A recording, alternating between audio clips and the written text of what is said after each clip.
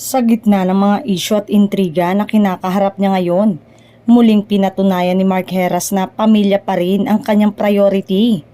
Marami ang naantig sa kanyang heartfelt post sa Instagram bilang paggunita sa kaarawan ng kanyang yumaong ina. Nagbahagi si Mark ng ilang throwback photos ng kanyang nanay at sinamahan ito ng isang taus-pusong mensahe. Ramdam na ramdam ng mga netizen ang lungkot at pagmamahal sa mensahe ni Mark. Sa kabila ng mga pagsubok, hindi niya kinalimutang alalahanin ang pinakamahalagang tao sa buhay niya.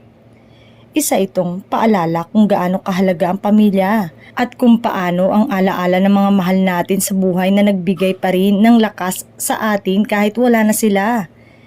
Tila ba sa simpleng post na ito muling naipakita ni Mark ang kanyang pagiging totoo, grounded at mapagmahal, mga katangiang madalas hindi natin nakikita sa gitna ng spotlight ng showbiz.